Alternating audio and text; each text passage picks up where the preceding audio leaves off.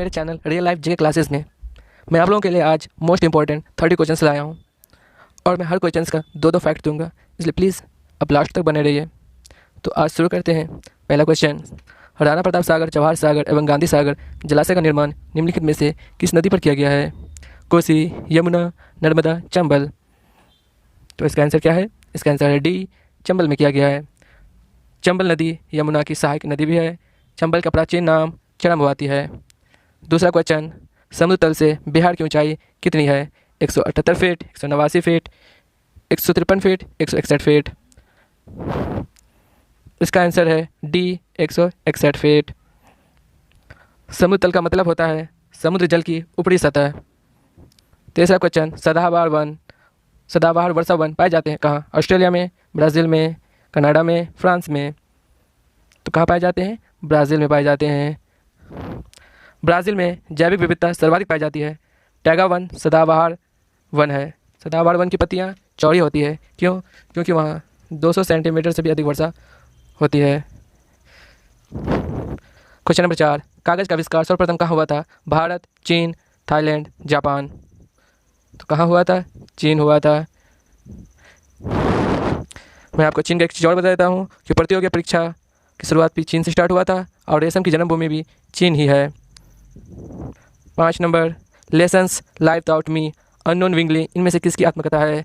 ऋषि कपूर, अनुपम खेर, अनिल कपूर, सुनील शेट्टी। तो इसका आंसर क्या है? बी, अनुपम खेर।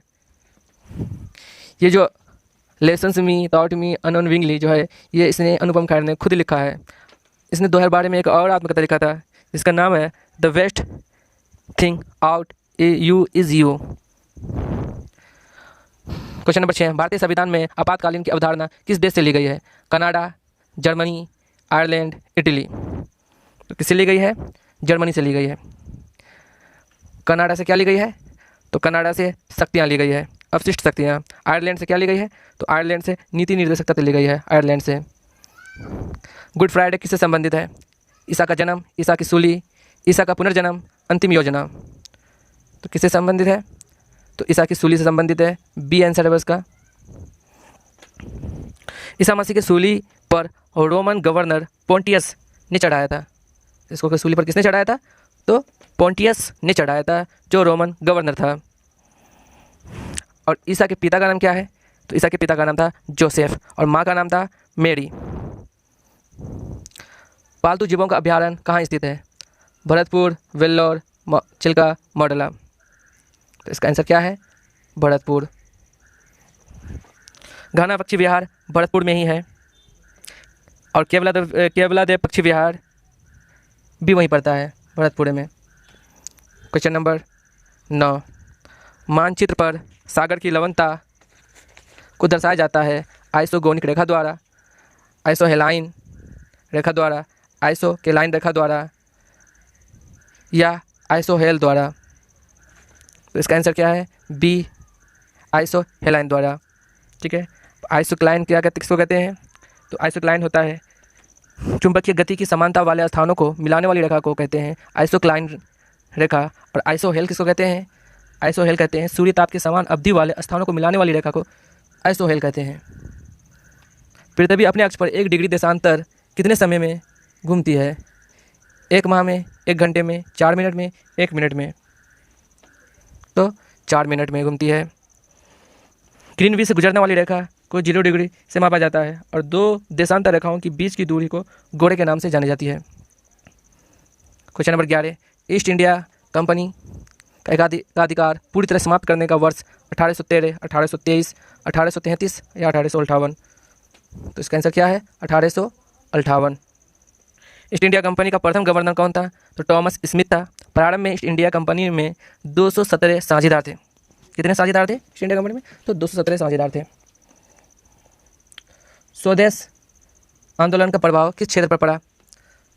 संस्कृत, आर्थिक, सामाजिक, राजनीतिक। तो किस में पड़ा? बी, आर्थिक में पड़ा।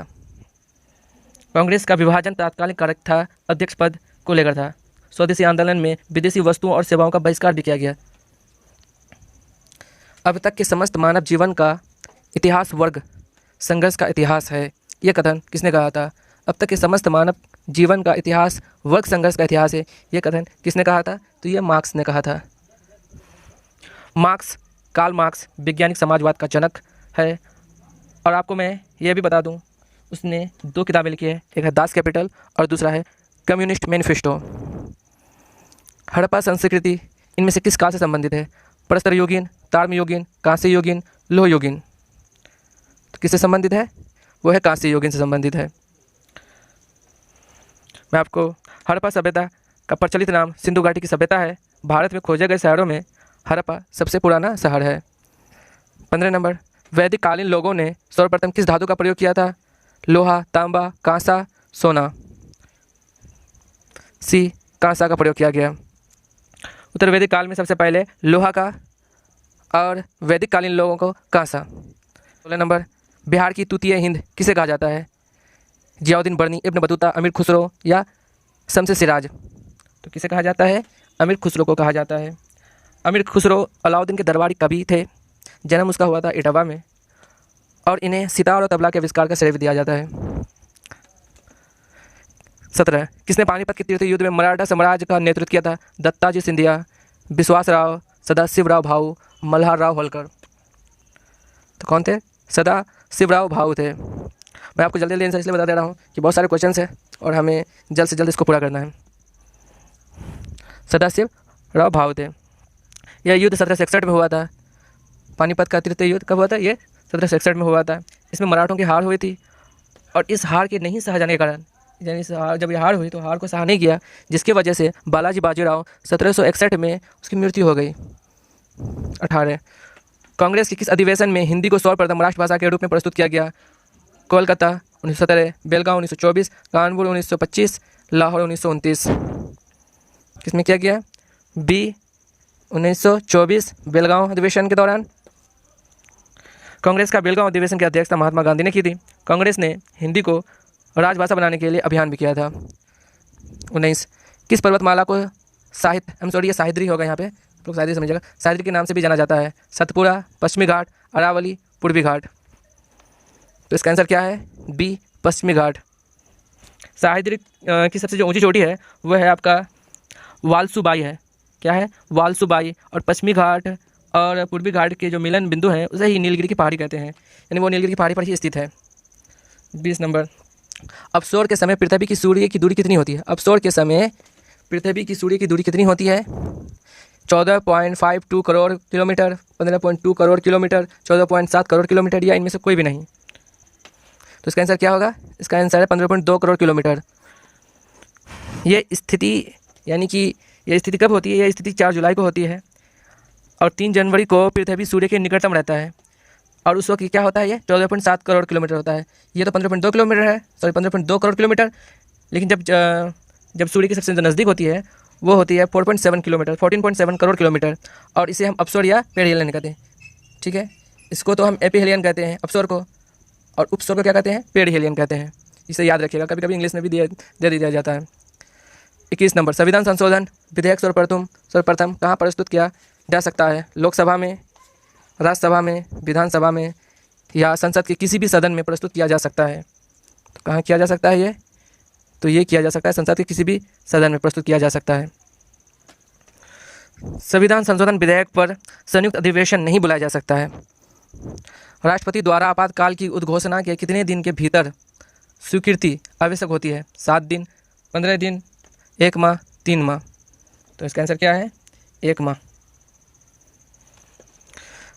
आपको बता दूं, संसद इसे दोबारा 6 माह तक भी बढ़ा सकता है। और 44वें संशोधन के द्वारा अनुच्छेद 352 के तहत पूरे भारत या किसी भी जगह में, कौन चीज़? 44वें संशोधन या अनुच्छेद 352 के तहत पूरे भारत या किसी भी जगह में वो आपातकाल कर सकते हैं। ठीक है। 23, मंत्रिपरिषद तब तक पद पर बना रहेगा जब तक उसे निम्न में से का विश्वास, यानी इनमें से किसका विश्वास प्राप्त हो? राष्ट्रपति, संसद, प्रधानमंत्री, लोकसभा। राष्ट्रपति, प्रधानमंत्री, संसद, लोकसभा। तो इसका आंसर क्या होगा? डी, लोकसभा का। ठीक है। राष्ट्रपति का शपथ ग्रहण मुख्य न्यायाधीश करता है और उच्च न्यायालय के मुख्य न्यायाधीश का शपथ ग्रहण राष्ट्रपति करता है। सर्वोच्च न्यायालय में न्यायिक कामकाज के लिए किस भाषा का इस्तेमाल किया जाता है? तो किस भाषा का इस्तेमाल किया जाता है? हिंदी का, अंग्रेजी का? हिंदी अथवा अंग्रेजी, या संविधान की 8वीं अनुसूची में शामिल किसी भी भाषा का? बी, अंग्रेजी होगा इसका आंसर। आपको मैं बता दूं कि अनुच्छेद 120 के अंतर्गत यदि आप सभापति यानी कि स्पीकर की अनुमति मिल जाए तो संसद सदस्य हिंदी या इंग्लिश में वो अपने आप को अभिव्यक्त कर सकता है। 25 लोकसभा का सचिवालय इनमें से किसके अंतर्गत कार्य करता है? राष्ट्रपति, गृह मंत्रालय, संसदीय मामले के मंत्रालय या लोकसभा अध्यक्ष? तो इसका आंसर क्या होगा? डी, लोकसभा के अध्यक्ष। आपको बता दूं कि भारतीय संविधान का अनुच्छेद 98 में लोकसभा सचिवालय का उल्लेख है और लोकसभा का गठन अनुच्छेद 81 के तहत किया गया है। क्वेश्चन नंबर 25 लोकसभा का सचिवालय इनमें से किसके अंतर्गत कार्य करता है? राष्ट्रपति, संसदीय मामले के मंत्रालय, गृह मंत्रालय, संसदीय मामले के मंत्रालय, लोकसभा के अध्यक्ष। तो इसका है लोकसभा के अध्यक्ष। ठीक है, 26 नंबर चलते हैं। ग्रहों की गति का नियम का प्रतिपादन किसने किया? Newton, Galileo, Kepler, Copernicus. तो किसने किया है? केपलर ने किया है। तो इसका आंसर हो जाएगा बी। न्यूटन ने गति का नियम दिया था और गैलीलियो ने यह बताया था कि सूर्य का निकट का जो सबसे निकट का तारा है वो है प्रोक्सिमा सेंटोरी है। 27 भसीन पुरस्कार दिया जाता है किस क्षेत्र में? शिक्षा के क्षेत्र में दिया जाता है, चिकित्सा के क्षेत्र में, विज्ञान के क्षेत्र में या धार्मिक के क्षेत्र में दिया जाता है? तो वो विज्ञान के क्षेत्र में दिया जाता है। ठीक है, भसीन पुरस्कार का स्थापना 1987 में हुई थी। शांति स्वरूप भटनागर अवार्ड 1958 से विज्ञान के क्षेत्र में दिया जाता है। अर्जुन पुरस्कार कब से दिया जाता है? 1961 से, 1962 से, 1963 से या 1964 से? तो ये दिया जाता है 1961 से दिया जाता है। आपको बता दूं कि अर्जुन पुरस्कार खेल से संबंधित है ये, और इसे उस खिलाड़ी को दिया जाता है जो खिलाड़ी विशेष उपलब्धि प्राप्त करता हो। ग्रैंड स्लैम संबंधित है किससे? लॉन टेनिस, फुटबॉल, कार दौड़, क्रिकेट। तो किससे संबंधित है ये? लॉन टेनिस से है। ग्रैंड स्लैम किससे संबंधित है? लॉन टेनिस से संबंधित है। आपको बता दें कि ग्रैंड स्लैम सब जो है वो लॉन टेनिस से तो संबंधित है, ये है, लेकिन ग्रैंड स्लैम का संबंध आपके Australian open, French open, Wimbledon open और यूएस ओपन से भी संबंधित है। क्वेश्चन नंबर 30 इनमें से कौन सी लंबी नदी है जिसका उद्गम भारत में है? महानदी, झेलम, ब्रह्मपुत्र, गंगा। तो आप सबको बहुतों में इसमें से बहुतों को आपको पता होगा कि इसका आंसर क्या है। तो इसका आंसर है आपका डी, गंगा। ओके, तो गंगा गंगोत्री से निकलती है और इसकी लंबाई आपको पता ही होगा 2525 किलोमीटर है, और ब्रह्मपुत्र की भी आपको लंबाई बता देते हैं, वो है 2900 kilometre. Thank you so much मेरे वीडियो को देखने के लिए। अगर आपको अच्छा लगे तो प्लीज़ लाइक कीजिएगा, और जो दोस्त जनरल कंपटीशन से जुड़े हुए हैं उन्हें शेयर कीजिएगा, और